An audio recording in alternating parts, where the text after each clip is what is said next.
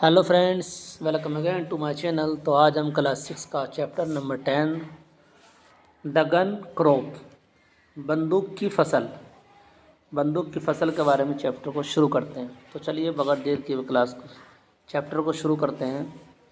One day, एक दिन, अ 3 year old boy, एक 3 साल का बच्चा, विद अ टॉय गन, एक बंदूक के साथ, ये खिलौना वाला जो बंदूक होता है, एक खिलौने वाले बंदूक के साथ, इन हिज हैंड, अपने हाथ में लेकर, walked in the field, walk गया, चला गया, कहाँ गया? खेतों में गया, विद हिज फादर, अपने पिताजी के साथ में, एंड हिज फ्रेंड्स, अपने दोस्तों के साथ, और अपने दोस्तों के साथ।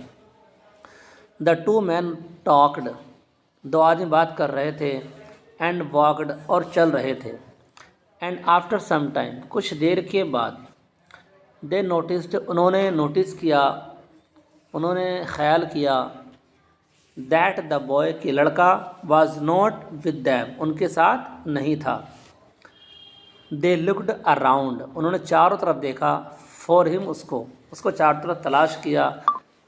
दे फाउंड हिम, उसको पाया, सिटिंग एट अ डिस्टेंस, कुछ दूरी पर, उसको बैठा हुआ पाया कुछ दूरी पर। He appeared to be planting something, कुछ प्लांट करते हुए उसको पाया, उसको पौधा लगाते हुए, कुछ गाड़ते हुए उसको ज़मीन में पाया। They walked up to him, walked up, गए, टू हिम, उसके पास। तो ये लोग कहाँ गए? उसके पास गए। हिज फादर आस्क्ड, उसके पिताजी ने पूछा, व्हाट आर यू डूइंग, तुम क्या कर रहे हो? लड़के ने जवाब दिया, लुक फादर, पिताजी देखो, आई शेल ग्रो गन्स, मैं बंदूकें उगाऊंगा, ऑल ओवर द फील्ड, सारे खेतों में।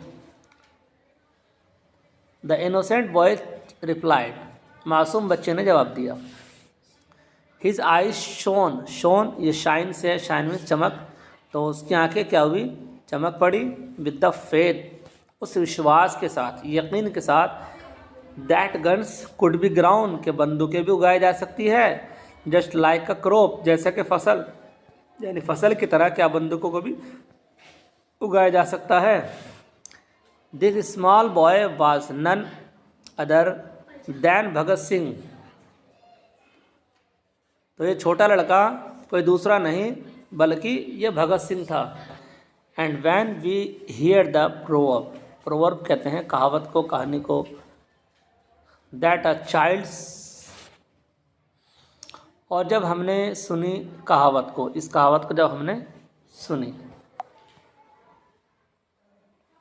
प्रोवर्ब एक कहावत को कह सकते हैं, एक मुहावरा कह सकते हैं कि हमने जो मुहावरा सुना है, दैट अ चाइल्ड्स एक्शन, कि इस बच्चे के कारनामे को, टेल अबाउट हिज फ्यूचर, जो हमें इसके फ्यूचर के बारे में बताती है, it could be no truer सच, ये सच्चा नहीं हो सकता है किससे? Than the life of Bhagat Singh, Bhagat Singh की ज़िंदगी से ज़्यादा सच्चा नहीं हो सकता। इंडियन रेवोल्यूशनरी कहते हैं क्रांतिकारी को, एक इनकलाबी पैदा करने को।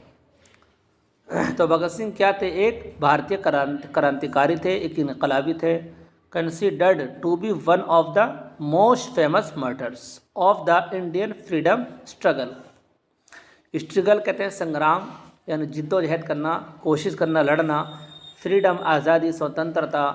तो यहाँ कह रहे हैं कि भारतीय स्वतंत्रता संग्राम के मशहूर शहीदों में से एक माना जाता है। कंसीडर्ड माना जाता है, टू बी वन यानी एक माना जाता है, of the most famous martyrs शुहदा, शहीद, जो शहीद कर दिए जाते हैं, कत्ल कर दिए जाते हैं। फेमस, प्रसिद्ध, तो बहुत ज़्यादा शहीदों में से एक माने जाते हैं, जो क्या थे? भारतीय स्वतंत्रता संग्राम थे। तो भारतीय स्वतंत्रता संग्राम के मशहूर शहीदों में से एक माने जाते हैं। कौन? Bhagat Singh.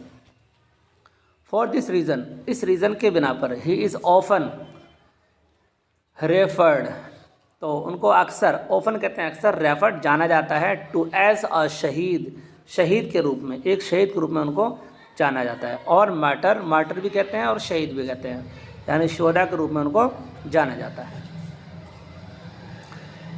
He is also believed, माना जाता है, बाय मैनी, बहुत से लोगों के जरिए, यानी बहुत से मनुष्यों का, लोगों का कहना है कि to be one of the earliest Marxists in India. Marxists मार्क्सवादी, यानी आपने देखा होगा कहीं कहीं स्कूलों के अंदर में बहुत सारी तस्वीरें होती है, जैसे गांधी जी, महात्मा गांधी जी, इसी तरह सुभाष चंद्र आज़ाद बॉक्स, इसी तरीके से भगत सिंह और भी जितने भी सेना है। भारत के शुरुआती मार्क्सवादियों में से एक माना जाता है। किसको? भगत सिंह को। अर्लीस्ट कहते हैं शुरुआती, यानी इब्तिदाई। तो भारत के इब्तिदाई मार्क्सवादियों में से एक माना जाता है। किनको? भगत सिंह को। वन ऑफ द लीडर्स, और वो एक नेता भी थे, एंड फाउंडर्स, और वो संस्थापक भी थे, यानी बानी भी थे, of the Hindustan socialist republican association. किसके? हिंदुस्तान सोशल रिपब्लिकन एसोसिएशन के बानी थे, ईजाद करने वाले थे, वो एक संस्थापक थे। Bhagat Singh was born on September 27, 1907 in a Sikh family to Sardar Kishan Singh Sandhu and Vidyavati.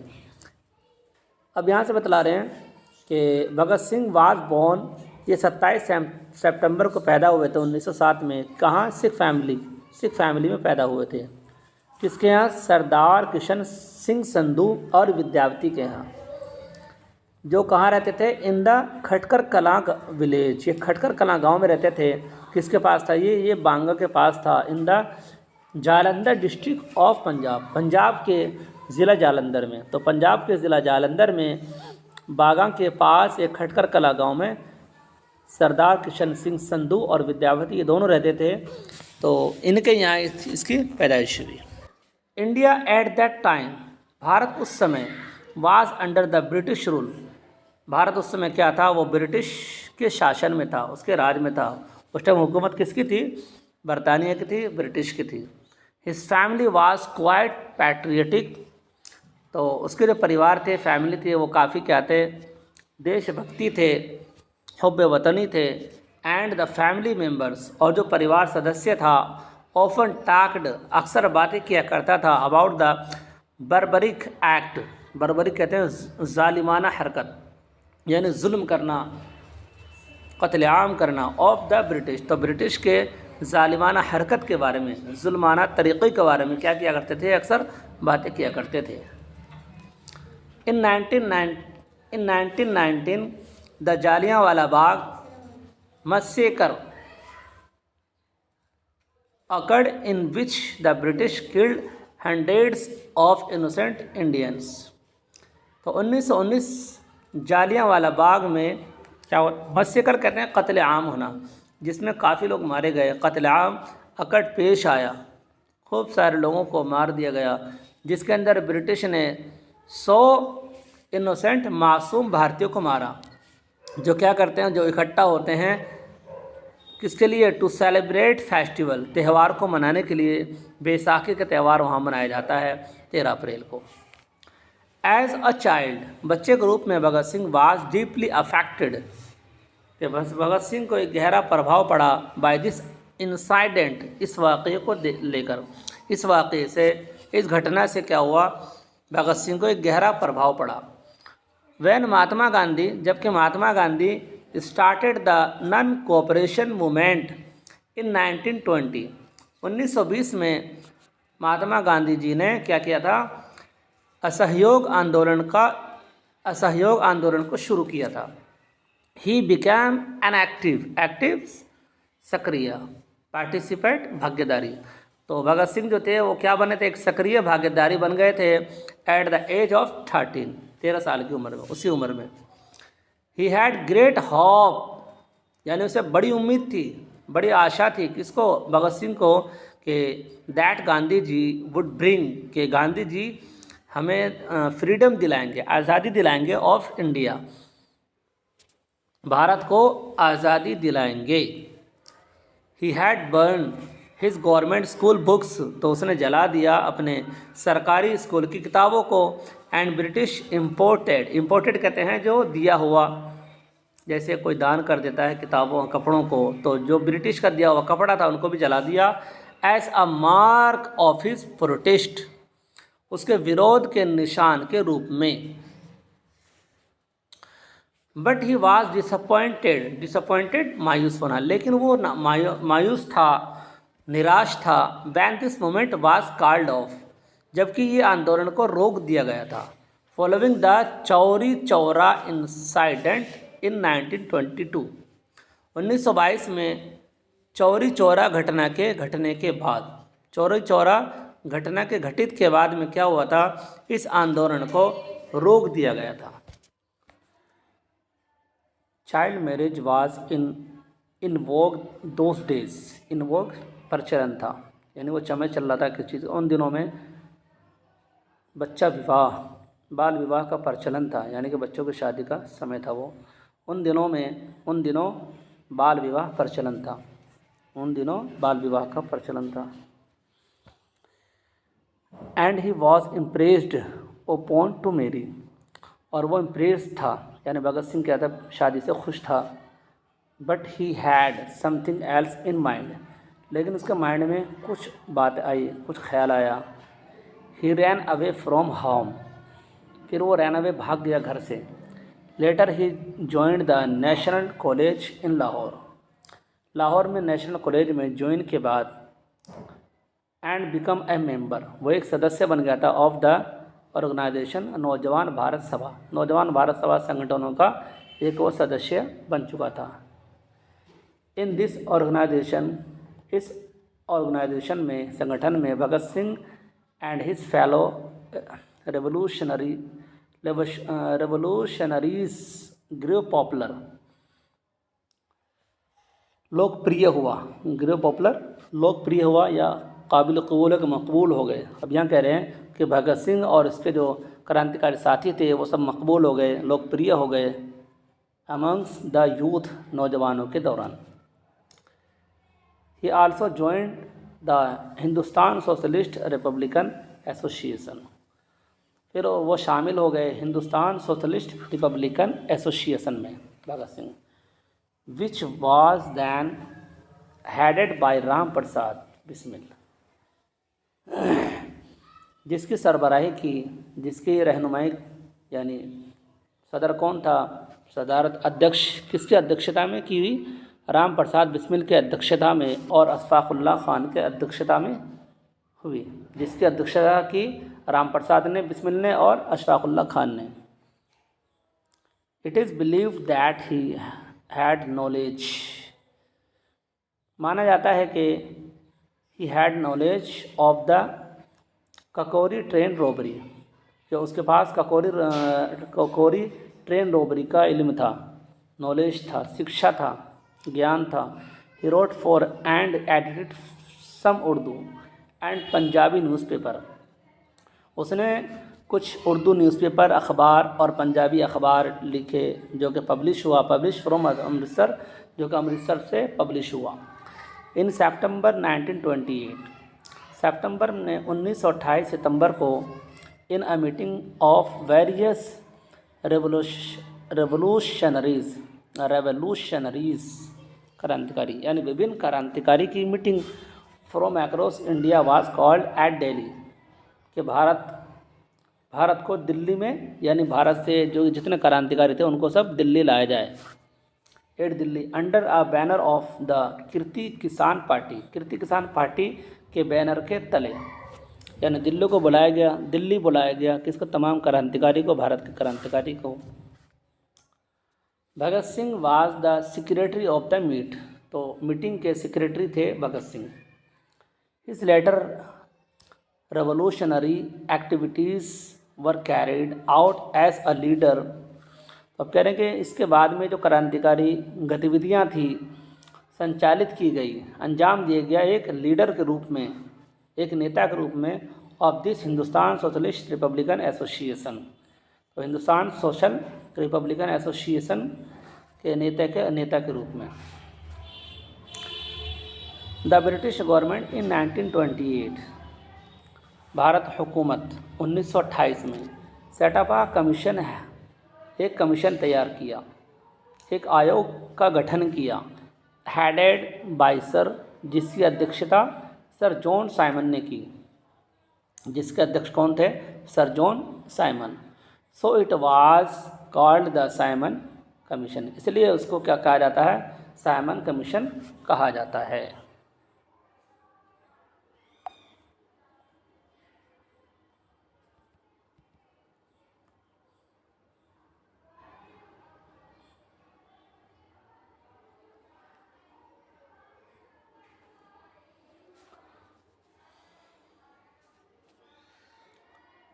Its task was to report on the prevailing political situation in India।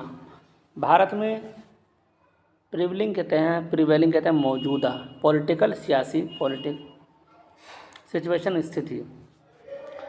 तो इस ये जो कार्य था, ये रिपोर्ट करना था मौजूदा पॉलिटिकल स्थिति पर। इस कार्य को रिपोर्ट करना था किस पर? मौजूदा पॉलिटिकल स्थिति पर इन भारत में, भारत के अंदर मौजूदा पॉलिटिकल स्थिति पर रिपोर्ट करना था। So it visited many towns, तो इसलिए इसने विजिट किया बहुत सारे शहरों का। As there was no Indian representation in it, तो इसमें कोई भारतीय नुमाइंदगी नहीं था, the Indian political parties boycotted it, इसलिए भारतीय पॉलिटिकल दल ने इसका बायकॉट किया। वेर एवर इट वेंट, जहाँ भी गए, it met with black flags, तो इन्होंने सामना किया किसका? काले झंडे का सामना करना पड़ा, अपोजिशन का एंड प्रोटेस्ट, और विरोध का। व्हेन द कमीशन विजिटेड, जब कमीशन ने, आयोग ने विजिट किया लाहौर का ऑन अक्टूबर 30 अक्टूबर को 1928 में, लाला राजपत राय लेड द प्रोटेस्ट, तो लाला लाजपत राय ने क्या किया? विरोध किया इसके खिलाफ। द ब्रिटिश पुलिस लाठी चार्ज, तो ब्रिटिश पुलिस जो है उन्होंने क्या किया? लाठी चार्ज किया, लाठी बजाया। The police chief Scott beat Lala Lajpat Rai, तो जो पुलिस चीफ था, स्कॉट, उसने क्या किया? मार दिया लाला लाजपत को। सोवरली कहते हैं इतनी, सो सेवरली यानी इतनी बुरी तरीके से, दैट ही सकम्ड, कि उन्होंने घुटने टेक दिए, यानी मृत्यु हो गई। टू हिज इंजरीज कहते हैं ज़ख़म को, यानी ज़ख़म के कारण, उसके ज़ख़म के कारण उनकी मृत्यु हो गई। लेटर, बाद में Bhagat Singh was an eye witness to this event, तो इस इवेंट का यानी इस घटने का ये गवाह थे। भगत सिंह ने इस घटने को देखा था, इसकी मृत्यु होते हुए देखा। ही वोव्ड, उसने कसम खा ली भगत सिंह ने, टू टेक रिवेंज, बदला लेने की, अपॉन स्कॉट से बदला लेने की उसने कसम खा ली। He plotted with the help of other revolutionaries, तो जो दूसरे क्रांतिकारी थे उससे मदद लेकर के उन्होंने एक प्लान किया, प्लॉटेड एक प्लान बनाया। हाउ एवर, अलबत्ता, इन अ केस, इस केस में, ऑफ मिस्टेक आइडेंटिटी, एक शनाख्ती गलती के कारण, एक पहचान गलती के कारण, भगत सिंह ने गलती से किल्ड जेपी साउंडर्स, एक जेपी साउंडर को मार दिया, जो क्या थे? एक नायब सुपरिंटेंडेंट ऑफ पुलिस, जो पुलिस के मैनेजर थे, नायब थे, उनको ही उन्होंने मार दिया।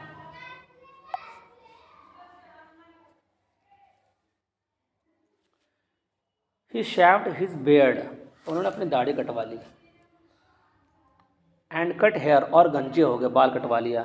Which is strictly forbidden, strictly कहते हैं सख्ती से, जिसका मना था, सख्ती से मना था, इन सिक्किम में। Then he escaped to continue, और फिर वो एस्केप्ड, फरार हो गए, भाग गए, किस लिए? कंटिन्यू, जारी करने के लिए, विद इज रेवोल्यूशनरी, यानी क्रांतिकारी को जारी करने, क्रांतिकारी एक्टिविटीज़, क्रांतिकारी गतिविधियों को जारी करने के लिए, कहीं भी, एल्सवेयर, कहीं भी। He visited Calcutta and then Delhi, फिर उसने विजिट किया कलकत्ते का, फिर दिल्ली का। This shows that he had the high ideals, ideals कहते हैं आदेश, यानी उच्च आदेश, तो इससे पता लगता है कि उसने कायम किया उच्च आदेश को ऑफ पैट्रियटिज्म देशभक्ति और द रिलीजन। तो धार्मिक के देशभक्त के एक उच्च आदर्श को कायम रखा, या उर्दू में तर्जमा इसका ये करेंगे, अनुवाद करेंगे, एक आला नज़रियात को कायम रखा, हाई आइडियल्स, आला नज़रियात। The British government enacted the defence of India act. तो ब्रिटिश हुकूमत ने एनेक्टेड नाफिज किया, एक ईजाद किया, बनाया, क्या बनाया, डिफेंस ऑफ इंडिया एक्ट, यानी एक मरकज़ तैयार किया, to give more powers to the police को बहुत ज़्यादा शक्तियाँ देने के लिए। द पर्पज़, मकसद क्या था, ऑफ द एक्ट, इस एक्ट का मकसद was to combat revolutionaries like Bhagat Singh. तो भगत सिंह जैसे क्रांतिकारी से मुकाबले के लिए। In response to this act, इस एक्ट को जवाब देने में the Hindustan socialist republican association, तो जवाब देने में हिंदुस्तान सोशलिस्ट रिपब्लिकन एसोसिएशन ने एक प्लान किया किसका, एक्सप्लोड, धमाके का, एक बम धमाके का इन द असेंबली में, where the ordinance was going to be passed, जहाँ पर ऑर्डिनेंस को पास किया जा रहा था, यानी एक रूल को, एक कानून को पास किया जा रहा था। बाय देन भगत सिंह, तभी भगत सिंह ने हैड बिकम, और तब तक क्या हो चुके थे, become an important leader, Bhagat Singh एक अहम नेता बन चुके थे ऑफ द एसोसिएशन के। ही वांटेड टू एक्सप्लोड, वो चाहते थे बम धमाका करना, द बम धमाका करना हिमसेल्फ, खुद से। Chandrashekhar Azad did not want to send him, Chandrashekhar Azad नहीं चाहा उनको भेजना, क्योंकि मतलब था, इट मीन्स का मतलब था कि श्योर डेथ, के वाकई में मृत्यु हो जाएगी, इसका मतलब मृत्यु होना है। हाउएवर, अलबत्ता भगत सिंह इंसिस्टेड, यानी इसरार किया बार बार का, ऑन हिज रिजोल्व, अपने अज़म पर, अपने इरादे पर, इंटेंशन, अपने मकसद पर, एंड ही वॉज अलाउड यानी अनुमति दे दी, फिर उसने अनुमति दे दी अलॉन्ग विद बटुकेश्वर दत्त के साथ में। There propose to explode the bomb in the assembly, इसका मकसद क्या था, वो बम धमाका करना था असेंबली में। Was not to harm anybody, किसी को नुकसान पहुंचाना नहीं था, और शेड ब्लड, और खून बहाना नहीं था, but to make that deaf hear, सुनने से बहरा बनाना था बस। On April 8, 1929 Bhagat Singh and Dutt threw a bomb in the corridors of the assembly. Corridors कहते हैं गलियारों में, तो असेंबली के गलियारों में एक बम को थ्रू किया, फेंका, किसने, भगत सिंह और दत्त ने। भगत सिंह और दत्त ने एक बम फेंका असेंबली के गलियारों में। कब, ये 1929 8 अप्रैल को 1929 में। एंड शाउटेड, और आवाज़ लगाई, शोर मचाया, क्या, इनकलाब जिंदाबाद, यानी उन्होंने नारेबाजी करी। लॉन्ग लाइव द रेवोल्यूशन का मतलब क्या हुआ, इनकलाब जिंदाबाद के नारे लगाए। दे आल्सो शावर्ड, और उन्होंने फेंका, और उन्होंने बरसाया लीफलेट्स पर्चों को, विच स्टेटेड देयर प्रपोज, जिसमें उनका मकसद भी लिखा हुआ था, बयान किया गया था उनका क्या इरादा है। To make the deaf hear, ये बहरों को सुनाने के लिए था। द लीफलेट्स सेट, पर्चों में क्या लिखा हुआ था, ये पर्चों ने कहा, it is easy to kill individual, मनुष्यों को मारना आसान है। इट इज़ ईजी, तो मनुष्यों को मारना आसान है, but you can not kill the ideas, लेकिन तुम नहीं मार सकते ख्यालात को, विचारों को। ग्रेट एम्पायर्स क्रम्बल्ड, यानी बड़े बड़े साम्राज्य ढा दिए गए, मार दिए गए। वाइल द आइडियाज़ सर्वाइव्ड, जबकि उनके विचार जो है बाकी है, महफूज है। The bomb neither killed nor injured anyone, तो बम ने ना तो किसी को मारा और ना ही किसी को ज़ख्मी पहुंचाया। भगत सिंह एंड दत्त क्लेम्ड, तो भगत सिंह और दत्त ने क्या किया, क्लेम किया, वादा किया, वो दावा किया, that they had deliberately done so, deliberately यानी जानबूझ करके। तो भगत सिंह और दत्त ने दावा किया कि इन्होंने जो ये किया था, डन सो यानी ऐसा जो किया था, जानबूझकर किया था। बम फेंका था असेंबली के गलियारों में, इन्होंने जानबूझकर फेंका था। The British authorities to found truth in their statement, तो इनके बयानात को सच पाया। ब्रिटिश यानी अंग्रेज़ के अधिकारों ने, उनके जो पुलिस वगैरह थे, उन्होंने भी इस बात को सच माना, यानी ये जो कह रहे हैं वो सच कह रहे हैं। क्यों? Because the bomb was not powerful, इसलिए कि बम इतना ताकतवर नहीं था कि एनफ टू कॉज, जो कारण बनता ज़ख्मी का, जो कारण बनता ज़ख्मी का, किसी को ज़ख्म करता। And that it was thrown away from the people, और इसको लोगों से दूर फेंका गया था, बम को लोगों से दूर फेंका गया था। Singh and Dutt shouting slogans gave themselves up for arrest, तो भगत सिंह और दत्त ने ये नारा लगाते हुए खुद को, अपने आप को अरेस्ट कर दिया, अधिकारों के हवाले कर दिया।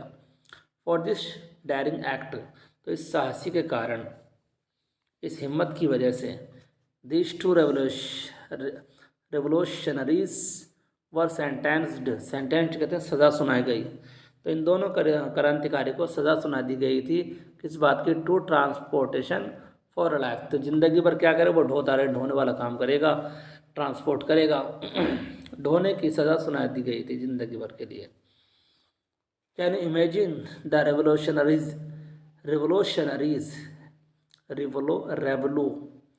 Revolutionaries to sit back quietly चुपचाप, तो क्या तुम गुमान लगा सकते हो, क्या तुम इमेजिन कर सकते हो, तस्वर कर सकते हो कि क्रांतिकारी अब चुप बैठेंगे? वाइल इन जेल, जब ये जेल में था भगत सिंह, तो Bhagat Singh and other prisoner, तो अन्य कैदी ने लंच हंगर स्ट्राइक, उन्होंने स्ट्राइक यानी कि उन्होंने भूख की हड़ताल की। Advocating for the right of prisoner, कैदियों के अधिकारी को वकालत करते हुए, कैदियों के अधिकारी पर वकालत करते हुए, यानी जो कैदियों के जो अधिकार है उनको जो दिया जाए, उनके इख्तियारात को दिया जाए। एंड अंडर ट्रायल्स, और जेर गौर किया जाए, यानी गौर फिक्र किया जाए। अंडर ट्रायल्स गौर फिक्र करना, मुकदमा चलाना। The reason for the strike was the British murders and thieves were treated इलाज करना। तो ये रीज़न क्या बना था? भूख हड़ताल का रीज़न जो बना था, तो ब्रिटिश मर्डर, जिसने यानी ब्रिटिश ने जो कत्ल किया था, ब्रिटिश कातिल को और चोरों का इलाज किया जाए, ताकि इनका पकड़ करके इनका इलाज किया जाए, इन्होंने कत्ल किया है, इसलिए भूख हड़ताल किया इन्होंने।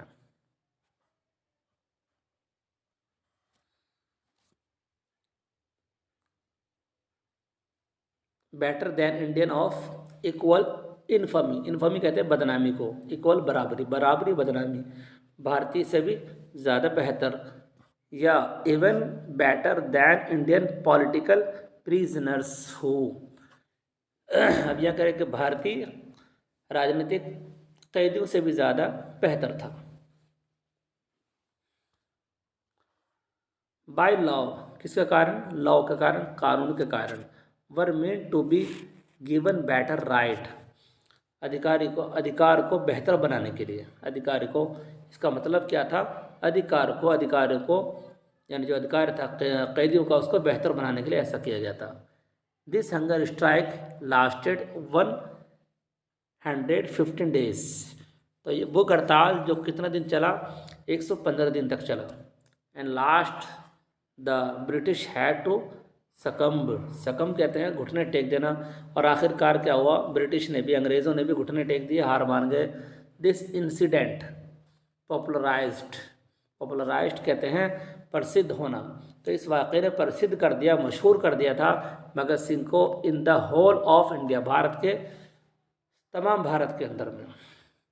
Shortly after his arrest and trial कहते हैं मुकदमा, अरेस्ट करना। फॉर द असेंबली बम्बिंग, तो असेंबली बम्बिंग के दौरान, असेंबली बम ब्लास्ट के दौरान में उसकी गिरफ्तारी, हिज अरेस्ट, उसकी गिरफ्तारी और मुकदमे के बाद the British came to know, British को पता लग गया था of his involvement in the murder, of JP Saunders. उसको पता लग गया था कि इन्वॉल्व कहते हैं शामिल होना, कि ये भगत सिंह भी शामिल थे जेपी साउंडर्स के कातिल में, यानी ये कातिल है, इनको पता लग चुका था। Bhagat Singh, Rajguru and Sukhdev were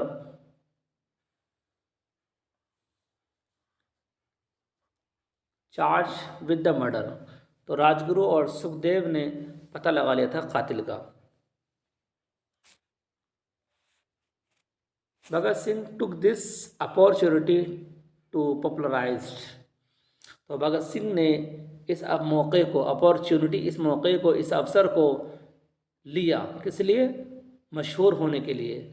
and publicise, और पब्लिक करने के लिए और आम करने के लिए, हिज कॉज, अपने मकसद को, for the independence of India, Bharat को आज़ाद करने में, भारत को आज़ादी दिलाने के लिए। He admitted to the murder, तो उसने स्वीकार कर लिया था मर्डर को, यानी कत्ल का उसने इकरार कर लिया कि हाँ मैं ही कातिल हूँ। And made many anti British, और बहुत सारे विरोधी ब्रिटिश का को और बहुत सारे ब्रिटिश को मुखालिफ बना दिया। इसके दौरान मुकदमे के दौरान में, या यूँ कर सकते हैं हम, विरोधी ब्रिटिश बना दिया, और बहुत सौ को विरोधी ब्रिटिश बना दिया मुकदमे के दौरान, और बहुतों को बना दिया मैड मैनी, और बहुतों को विरोधी ब्रिटिश बना दिया था मुकदमे के दौरान। So many people turn up at the court, इसलिए बहुत सारे लोग क्या हुआ, कोर्ट में आए, इसलिए टू हियर हिज व्यूज, इनके विचार को सुनने के लिए। दैट द ब्रिटिश गवर्नमेंट, के ब्रिटिश जो अंग्रेज के जो हुकूमत थे, सरकार थे, उन्होंने आदेश दिया था case to be carried out, मुकदमा चलाने किसके बगैर? Without Bhagat Singh and his comrades present. Bhagat Singh और उसके साथी जो उपस्थित नहीं थे, तो उसके साथी, भगत सिंह और उसके साथी के उपस्थित के अलावा, विदाउट आगे पहले, उपस्थित के अलावा, एट द हियरिंग, सुनवाई में, यानी आदेश दे दिया था मुकदमा चलाने का भगत सिंह के बगैर और उनके साथियों के बगैर। The sentence could well B predicted भविष्यवाणी, यानी अच्छे तरीके से, यानी द सेंटेंस, ये सज़ा के बारे में, सज़ा सुनाना अच्छे तरीके से भविष्यवाणी की जा सकती थी। It was the death penalty for Bhagat Singh, तो भगत सिंह की सज़ा क्या हुई? वो मौत हुई। Rajguru and Sukhdev on March 23, 1931, Bhagat Singh and his fellow comrades were hang to death. तो राजगुरु और सुखदेव 23 मार्च 1931 को भगत सिंह को और उसके साथियों को मौत के घाट उतार दी, यानी कि फांसी की सज़ा दे दी गई उसको। हाउएवर, दरअसल he had accomplished the task, उसने टास्क को कंप्लीट कर दिया था, उसने कार्य पूरा कर दिया था। He had shaken awake the Indian people, और उसने जगा दिया था भारतीय सेनाओं को, भारतीय लोगों को, फ्रॉम देयर स्लम्बर कहते हैं नींद, उनके नींदों से, who now wanted to overthrow the British government, जो ये चाहते थे उखाड़ फेंकना चाहते थे ब्रिटिश सरकार को, तो उनको भी इन्होंने जगा दिया था। It would be incorrect to term Bhagat Singh as only a revolutionary. अब यहाँ ये कह रहे हैं कि गलत होगा भगत सिंह को सिर्फ क्रांतिकारी कहना, अगर भगत सिंह को क्या होगा? गलत होगा। हिज पॉलिटिकल थॉट, उसका जो राजनीतिक सोच था, वो तरक्की कर गया था धीरे धीरे, फ्रॉम गांधीयन नेशनलिज्म, गांधीवादी राष्ट्रवाद से, टू रेवोल्यूशनरी मार्क्सिज्म, क्रांतिकारी मार्क्सवाद तक। इससे पहले है he was a well read, वो अच्छे खासे पढ़े थे, वो पढ़े लिखे आदमी थे। एंड पजेस्ट, और कब्जा करना, पजेस्ट यानी वो मालिक थे एक्सीलेंट वीव, अच्छे विचार के, एक बेहतरीन विचार के वो मालिक थे। किस पर? ऑन सोशलिज्म, सोशल पर, एंड सोशल जस्टिस और समाज इंसाफ पर, एंड सेक्युलरिज्म और सेक्युलरिज्म पर। इनको अच्छी महारत थी।